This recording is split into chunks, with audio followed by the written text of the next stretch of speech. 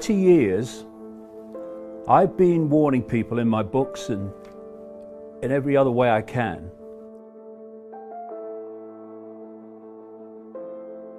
that this world is controlled by a cult.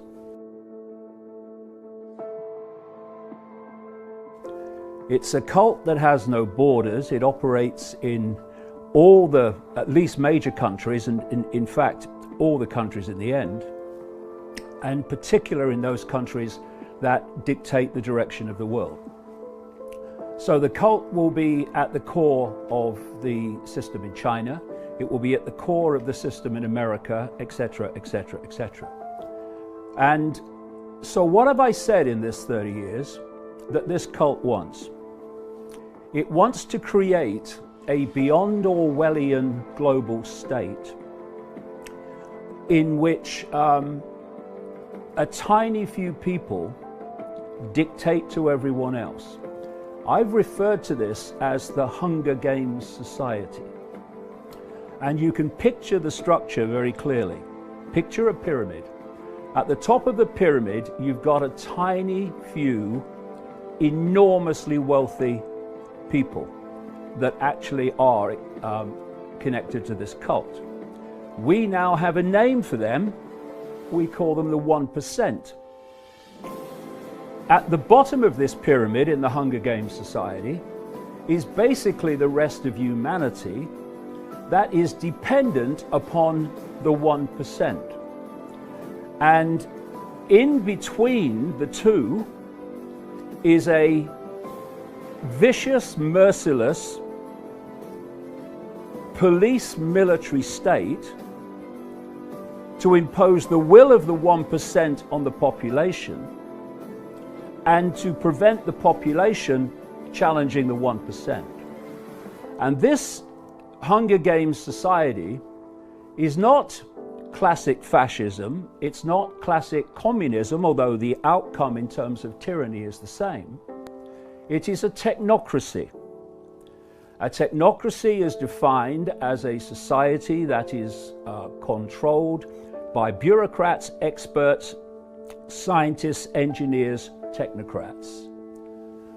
And the ability of that situation to happen is through smart technology and AI. The idea is that everything will be connected to AI. This is what the Internet of Things is all about. And if you listen to the crazies in Silicon Valley, they're telling you that in the period around 2030, we will have a situation where the human brain will start to be connected to AI. And thus, whoever controls AI will be connecting and driving the perceptions of humanity. And that can be done from a central point through this smart grid, global smart grid. So that's the structure that they want. They also want a society completely cashless, where everything is digital money, a single one world currency, which will be run through this smart grid. What you want people to believe is everything is random. If you don't know where this world is being taken by this cult, then everything seems random. Coronavirus, random. Climate change, random. Economic crash, random. But when you know where we're being taken, you know the outcome, this Hunger Games structure society, now the apparently random events become clear stepping stones to that outcome.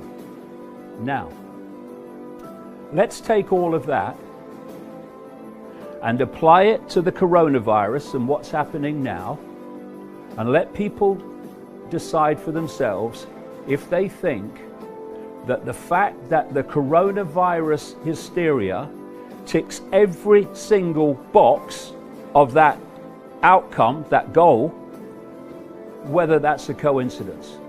I absolutely do not believe that it is. And you mentioned that you don't think that it was a created virus, but the fact is whether it was or whether it wasn't doesn't matter to the fact that once you roll this out, it takes on a momentum of its own. I agree with that.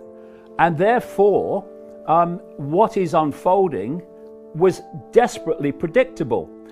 You destroy the world economic system. They are planning an enormous economic crash.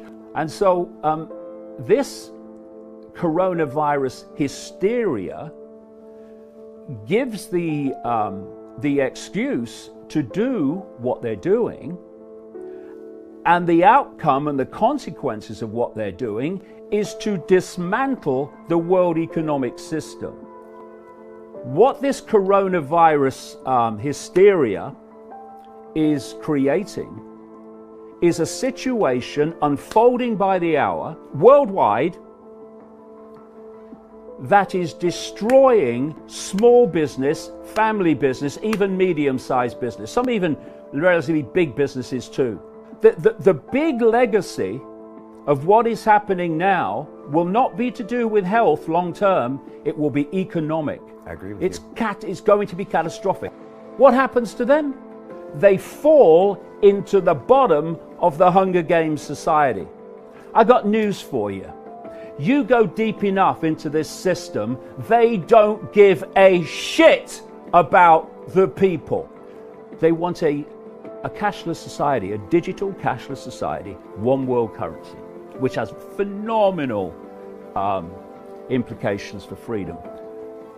They want rid of cash. There was lots of cash in circulation. When this runs on, they're going to be justifying a cashless society on the basis of that you can pass viruses on through it. You look at the movie Contagion. I think it was 2011. I watched it. It's basically coming out of China and stuff like that. Yeah. You know, I've talked to you in previous chats about something called preemptive programming, where they preempt something to put it into the subconscious mind, even the conscious mind, through Hollywood, and then suddenly it kind of happens for real. But I was sent a document from 2010 that was published by the Rockefeller Foundation. The Rockefeller Foundation obviously is a front for the Rockefeller family, which is fundamentally involved in this global cult. In fact, the Rothschilds and the Rockefellers were the creators of the World Health Organization, which is there to control health policy and direct the perception of health in all its forms from a central point. Now, this Rockefeller Foundation document was about a scenario involving a flu pandemic. And it described what would happen, that China would use authoritarian, draconian methods to meet the challenge, and then the West wouldn't basically start like that, but then would become the same. And this whole global lockdown was described in this document. And then we moved to 6 weeks before the virus came to light in China.